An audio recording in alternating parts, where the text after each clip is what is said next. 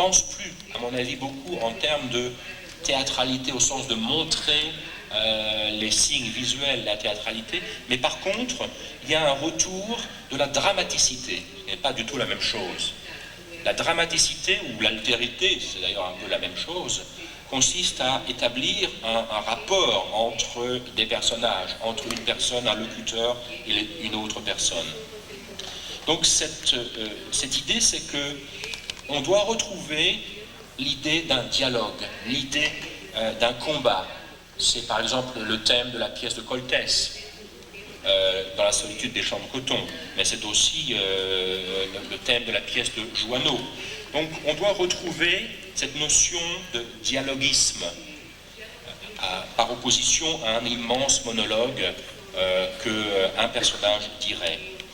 La parole est redevenue active, la parole est action. Comme dit Vinaver, il y a au théâtre une parole-action. Ça ne veut pas dire que l'action est spectaculaire, ça veut dire que la parole fait des choses. La parole performs different things, hein, elle fait des choses. Tous ces auteurs semblent penser que la parole peut changer les rapports humains. Que, d'une certaine manière, on a retrouvé confiance dans la parole. Après Beckett, après Ionesco, après le théâtre de l'absurde, on retrouve confiance dans la parole. Donc on a l'idée que par la parole, on pourra aboutir à quelque chose, on pourra arriver à produire un résultat. Si maintenant j'aborde la question de l'interprétation de ces textes, c'est-à-dire la question de l'herméneutique de ce texte, on constate que dans ces 8 textes, il y a toujours, au fond, une énigme à résoudre, une énigme à chercher. Chez Coltès, c'est l'énigme. Par exemple, chez Coltès, c'est pourquoi est-ce que le vendeur ne veut pas dire ce qu'il vend? Pourquoi est-ce que l'acheteur ne veut pas dire ce qu'il veut acheter?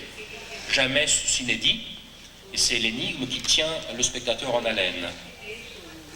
Chez Vinaver, dans la pièce Portrait d'une femme, l'énigme c'est: est-ce que cette femme est vraiment coupable?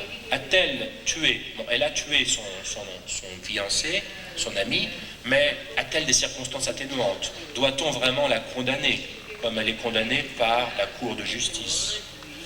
Chez Josane Rousseau, dans Un peu d'effroi, l'énigme c'est: est-ce que ces deux personnages, ce couple qui s'est séparé, qui se retrouve un soir, va réussir de nouveau à vivre ensemble? Ou bien chez Le Mayeux, est-ce que le personnage principal, Nasbrock, va réussir à s'humaniser, va réussir à parler un langage humain, et avec ce langage humain à communiquer avec la femme qu'il aime? Et est-ce qu'il va réussir à parler de lui-même à la première personne? Chez Joanneau, Allegria, l'énigme c'est: est-ce que le compositeur, Shostakovich, va reconnaître son élève? Est-ce qu'il va réussir à terminer sa sonate? Est-ce qu'il va accorder à son élève, violoniste, plutôt violoncelliste, est-ce qu'il va lui accorder sa bénédiction artistique? Donc à chaque fois dans ces textes, il y a une énigme. Où est l'énigme? Parfois cette énigme est assez cachée, elle n'est jamais dite directement, bien sûr. Par exemple, dans Coltès, chez Coltès, l'énigme existe dans cette espèce de mirage de la rhétorique des deux personnages. Une rhétorique baroque, une manière extrêmement compliquée de s'exprimer. Ou bien, chez Le Mayeux, cette énigme, elle existe dans le rapport entre le je et le il, entre le moi et le il. Comment le personnage va passer du il parle de lui-même à la troisième personne, et finalement, il réussit à parler de lui-même en tant que je. Donc, on peut dire que le sens est toujours là, même si l'énigme n'est pas résolue, le sens n'a pas disparu. On peut espérer résoudre l'énigme. Le lecteur, le spectateur, pour comprendre ce qui se passe, doit donner sa solution, doit résoudre son énigme, plutôt résoudre l'énigme à sa manière. Donc on veut partir du texte de l'intérieur au lieu de l'enfermer dans une situation scénique préalable qui serait déjà connue au départ. Par exemple, quelqu'un comme Vinaver dit qu'il faut que les textes contemporains soient lisibles en tant que texte, en tant que littérature, et pas simplement pour des metteurs en scène. Il dit par exemple, les auteurs français d'aujourd'hui ont intérêt à prendre leur distance par rapport aux pratiques de la scène et à se concentrer sur la production de textes autonomes, je veux dire par là de textes imposant leur existence par leur seule évidence au plan poétique. Donc le texte, non seulement est fondé sur une énigme, mais il est aussi très souvent fondé sur un paradoxe. Par exemple, le paradoxe chez Nasbrock entre la grossièreté des traits du personnage et la délicatesse des sentiments. Ou bien dans La solitude des champs de coton, le paradoxe entre l'idée que ce sont des clochards qui parlent, qui s'expriment d'une manière extrêmement élégante, très précieuse. Ou bien dans Le silence, l'idée que face au silence, nous devenons extrêmement bavards. Ou bien dans Un peu d'effroi, l'idée que les personnages se sont aimés, ils se retrouvent peut-être malgré la séparation. Ce qui est aussi frappant avec ces textes contemporains, c'est le fait que malgré leur sophistication herméneutique, malgré leurs complications, nous sommes un petit peu invités à les simplifier, à interpréter ces textes, à ne pas justement surinterpréter, au sens de la surinterprétation de Eco.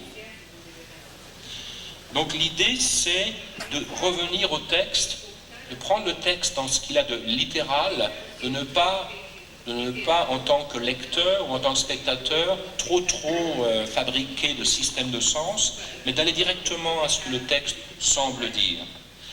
Et ces textes se prêtent à ce jeu parce qu'ils racontent en général une histoire. Ils reconstituent une histoire. Par exemple, Vinaver reconstitue la vie de cette femme, le meurtre, etc. Ou bien Coltès nous invite à trouver l'énigme.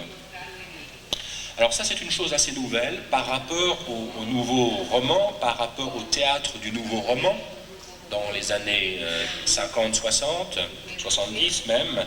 C'est-à-dire que le théâtre du nouveau roman avait perdu le goût de raconter des histoires. Il préférait s'intéresser au mécanisme du langage, ou il préférait une grande méditation métaphysique, alors que là, chez ces auteurs, on revient à l'idée de raconter une histoire. Ça va pas trop vite, ça va? Alors, en même temps qu'on raconte une histoire, ça veut dire que parfois le message est caché, le message est masqué. Mais en même temps, ce masquage du sens n'est pas un obstacle à la compréhension ou à l'appréciation du texte. On masque le message essentiel. Chez Coltès, on ne saura jamais vraiment pourquoi l'acheteur et le vendeur ne peuvent pas s'entendre. Ou bien aussi, ce qui est frappant, c'est qu'il y a un masquage de certains procédés stylistiques. C'est-à-dire qu'on doit faire abstraction de certains procédés pour mieux se concentrer sur d'autres aspects. Voilà pour la question de l'herméneutique du texte. Si j'aborde le problème maintenant,